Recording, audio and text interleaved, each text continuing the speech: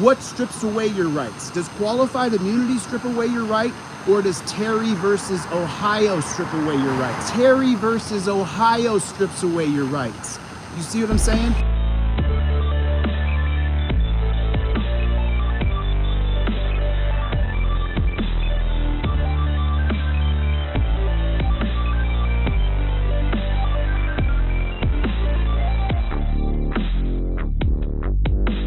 What strips away your rights? Does qualified immunity strip away your right, or does Terry versus Ohio strip away your rights? Terry versus Ohio strips away your rights.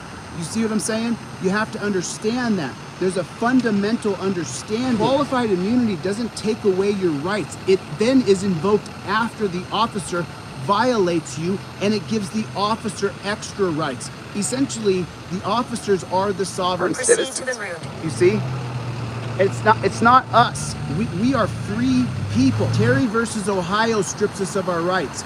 The most important case in our country is not qualified immunity. If you don't understand that Terry versus Ohio has fundamentally stripped us of all of our liberty, of all of our rights, I can't help you. Right now, how can my First Amendment right be violated? My First Amendment right can be violated by a cop coming up and stripping me of my First Amendment right to be press. Even though I'm standing on the sidewalk here, one of these guys can come up and violate my rights. That's through Terry versus Ohio. That is not through qualified immunity. Do you see the difference? So right now, if someone comes up and tries to take my camera out of my phone and say that you don't have a right to film, is that press? Am I freedom of the press? Is that my First Amendment right? Yes, it is. Now, if the cop grabs me and hurts me, then he's going to invoke qualified immunity. But qualified immunity does not begin until the Terry stop begins. The only way that qualified immunity can start is the initial interaction with the police. Do you understand that? My rights can be violated by Terry. They can't come and take away my phone by qualified immunity. That's not how it works. Now, what's my right to be free in my person, houses, papers, and effects? That is my Fourth Amendment right. So right now, if one of these cops walks up here and grabs me, I'm no longer secure in my person. How does the cop walk up and grab me? He walks up and grabs me by invoking Terry, not by invoking qualified immunity. Do you see the difference? If these cops decide to violate my rights, are they violating my rights through qualified immunity? No, they're not. If they walk up here and they decide to take my camera away from me and put me in handcuffs, are they doing that through qualified immunity? No, they're doing that through Terry versus Ohio. Let me ask you a question. If there's a DUI checkpoint right here, if there's a DUI checkpoint, did the DUI checkpoint get set up through qualified immunity? Or did the DUI checkpoint get set up through Terry versus Ohio? Now, why do the cops have the right to put their hands on me right now? If right now these officers walk up and put their hands on me, are they using qualified immunity, or are they using Terry versus Ohio that puts officer safety over my right to be free in my person?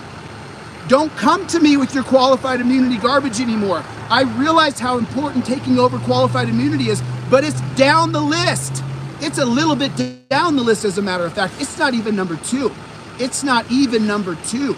Qualified immunity is not even the second one on the list. What's the second one on the list? Graham versus Connor. What's the third one on the list? Federal Election Commission versus Citizens United. You see? So right now, the only way the police can get into my life is through Terry versus Ohio. The police cannot get into my life through qualified immunity. How does a police officer enter into my world? How does that happen? By Terry. I'm still on a public sidewalk access. And you see, there's no sticker tape put up around me, and so I have the right to roam freely. Now, in the event that these guys set up some sort of sticker tape, I may have to just stay out of the way because I don't want to deal with being Terry stopped. Because I'm wearing a coat, I'm not wearing my Terry shirt. I didn't plan on popping over here. I don't, you see, you can't tell if I have any weapons or not. If the police officers here, if this police officer here or this police officer over here, if they think that I have weapons, how do they enter into my life? How does that happen? If that cop right there says, oh my God, I think that guy with the headphones on has a weapon, how do they enter into my life? Through a Terry pat down. Now, do they enter into my life through qualified immunity? Do they enter into my life through qualified immunity? No, they don't. I don't mean to be condescending to the people here. It just really frustrates me because you have to understand how the initial interaction begins, and that's why I'm on the scene here to show you guys how it goes down. So, my First Amendment right to film can be violated how? How can it be violated? Through Terry versus Ohio. My Second Amendment right to be armed can be violated by how? By Terry versus Ohio.